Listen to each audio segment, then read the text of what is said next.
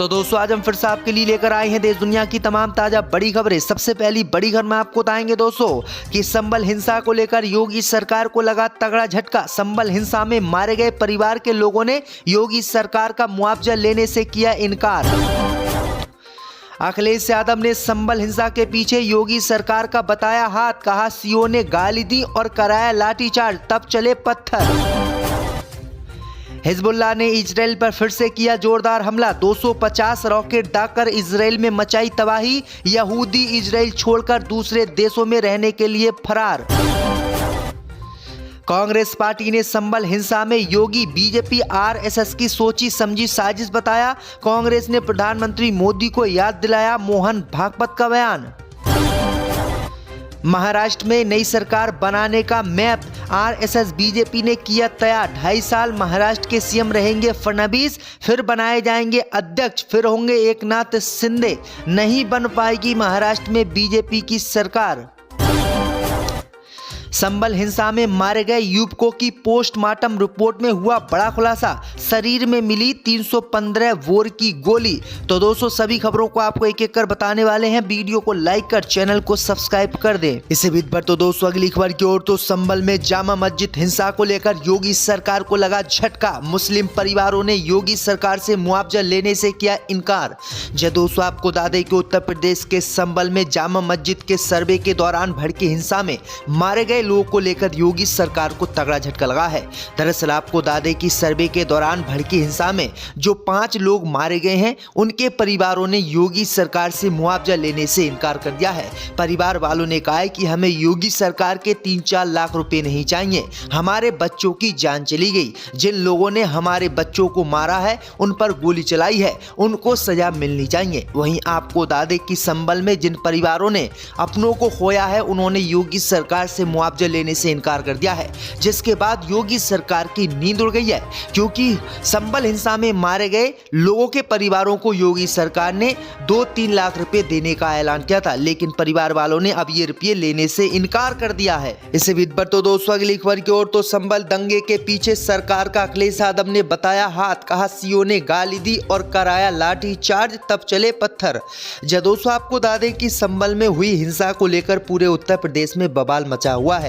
अखिलेश यादव की अगुवाई में सपा सांसदों ने लोकसभा स्पीकर से मुलाकात की है और सपा सांसदों ने स्पीकर से संभल हिंसा पर सदन में चर्चा कराने की मांग की है। इस दौरान अखिलेश ने संभल सांसद पर हुई एफआईआर का मामला उठाया और कहा कि वो वहां मौजूद भी नहीं थे, फिर भी उनके ऊपर एफआईआर हुई। उन्होंने संभल सांसद के संरक्षण की मांग की है। उन्होंने कहा कि वरना ऐसे में सांसद कैसे काम करेंगे। वहीं आपको बता दें कि अखिलेश यादव ने संभल में भड़की हिंसा पर पुलिस और योगी सरकार का हाथ लगाया है।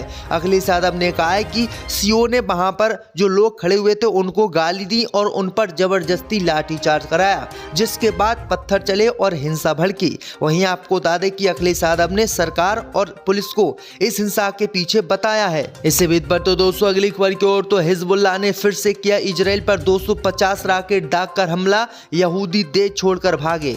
जब दोस्तों आपको बता दें कि इजराइल और हिजबुल्लाह के बीच युद्ध पिछले कई महीनों से जारी है। हिजबुल्लाह ने एक बार फिर से इजराइल पर बड़ा हमला किया है। खबर है कि हिजबुल्लाह ने रविवार को इजराइल पर 250 से अधिक रॉकेट दागे हैं।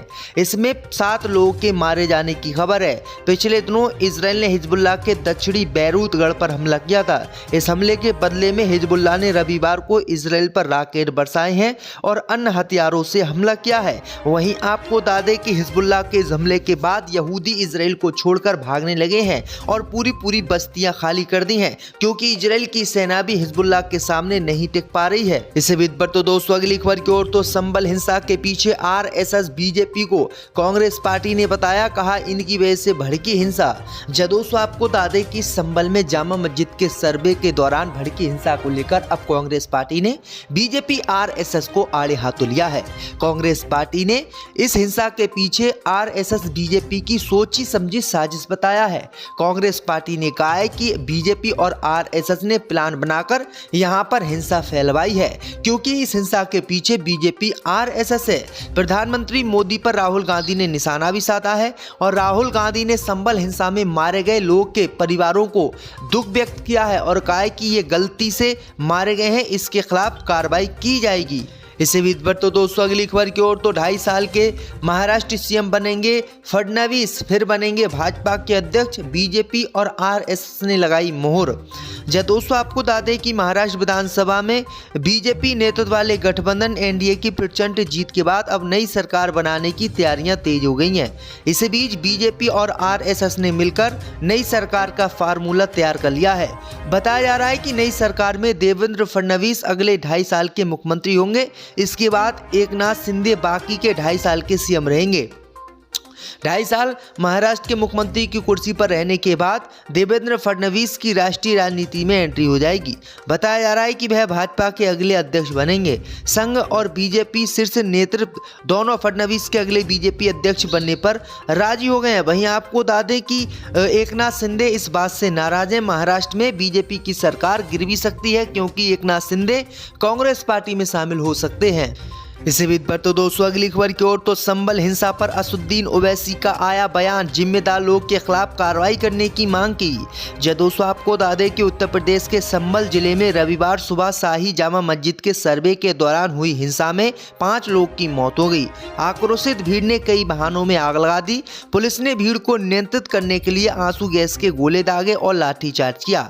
इस घटना पर एआईएमएम के प्रमुख और हैदराबाद से सांसद असदुद्दीन ओवैसी ने उत्तर प्रदेश के संभल जिले में चल रही हिंसा पर प्रतिक्रिया दी। असदुद्दीन ओवैसी ने सोशल मीडिया प्लेटफॉर्म ट्विटर पर एक पोस्ट किया और लिखा कि तुमको कितने का लहू चाहिए ए अर्ज ए वतन, जो तेरे अरिज ए बेरंग को गुलनार करें। कितनी आहों से कलेजा तिरंगा ठंडा होगा, कितने आंसू तेरे सराहों को गुलजार करें। वहीं आपको बता दें कि असदुद्दीन ओवैसी ने जो लोग यहाँ पर मारे गए हैं उनको जन्नत नसीब करने की दुआई मांगी है और कहा है कि जो लोगों ने गोली चलाई है, जिन लोगों ने जो है लोगों पर हिंसा भड़काई है, उनके खिलाफ कार्रवाई की जाए। अब देखते हैं कि संभल हिंसा में कितने पुलिसकर्मी जेल जाएंगे। इसी बीच पर तो दोस्तों अगली खबर की ओर तो संविधान से नहीं हटेगा समाजवादी और धर्मनिरपेक्ष शब्द, सुप्रीम कोर्ट ने सुनाया ऐतिहासिक फैसला, अंधभक्तों को झटका, अब भारत नहीं बनेगा हिंदू राष्ट्र। जब दोस्तों आपको बता दें कि सुप्रीम कोर्ट ने सोमवार को एक ऐतिहासिक फैसला सुनाया है जिससे अंधभक्तों के सपनों पर पानी फिर गया है। कोर्ट ने संविधान की प्रस्तावना में 1976 में पारित 42वें संशोधन के अनुसार समाजवादी और धर्मनिरपेक्ष शब्दों को शामिल करने को चुनौती देने वाली याचिकाओं को खारिज कर दिया। भारत के मुख्य न्यायाधीश संजीव खन्ना और न्यायमूर्ति संजय कुमार की पीठ ने कहा कि संसद की संशोधन शक्ति प्रस्तावना तक भी फैली हुई है। प्रस्तावना को अपनाने की तारीख संसद की प्रस्तावना में संशोधन करने की शक्ति को सीमित नहीं करती है। इस आधार पर याचिकाकर्ता के तर्क को खारिज कर दिया गया है। दरअसल आपको बता दें कि याचिकाकर्ता ने कहा था कि संविधान से समाजवादी और धर्मनिरपेक्ष शब्द हटाए जाएं और भारत को हिंदू राष्ट्र घोषित किया जाए। यानी अब भारत कभी भी जीवन में हिंदू राष्ट्र घोषित नहीं हो सकता क्योंकि सुप्रीम कोर्ट ने समाजवादी और धर्मनिरपेक्ष शब्द हटाने से इनकार कर दिया, जो अंधभक्तों के लिए बड़ा झटका माना जा रहा है। इसी बीच पर तो दोस्तों अगली खबर की ओर तो संभल हिंसा में मारे गए युवकों की पोस्टमार्टम रिपोर्ट में बड़ा खुलासा, शरीर में मिली 315 बोर की गोली। जब दोस्तों आपको बता दें कि संभल हिंसा के दौरान पुलिस ने गोली चलाई या नहीं चलाई, इसकी जानकारी अब पोस्टमार्टम रिपोर्ट में आ गई है। खबर सामने निकल कर आई दोस्तों कि 2 लोगों के शरीरों में गोली लगने से उनकी मौत हुई है और गोली लगने से उनके शरीर के पार निकल गई है।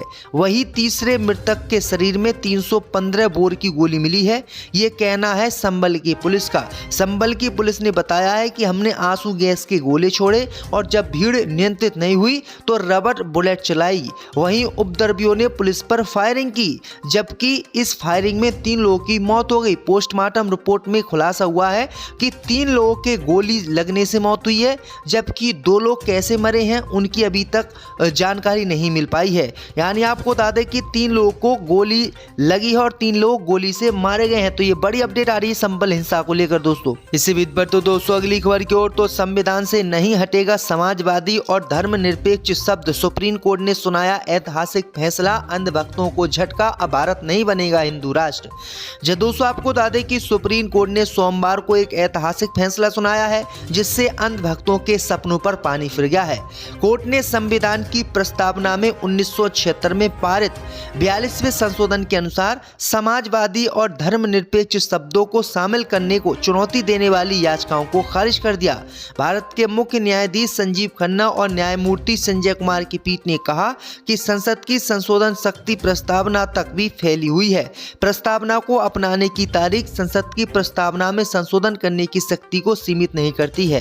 इस आधार पर याचिकाकर्ता के तर्क को खारिज कर दिया गया है। दरअसल आपको बता दें कि याचिकाकर्ता ने कहा था कि संविधान से समाजवादी और धर्मनिरपेक्ष शब्द हटाए जाएं और भारत को हिंदू राष्ट्र घोषित किया जाए। यानी अब भारत कभी भी जीवन में हिंदू राष्ट्र घोषित नहीं हो सकता, क्योंकि सुप्रीम कोर्ट ने समाजवादी और धर्मनिरपेक्ष शब्द हटाने से इनकार कर दिया, जो अंधभक्तों के लिए बड़ा झटका माना जा रहा है।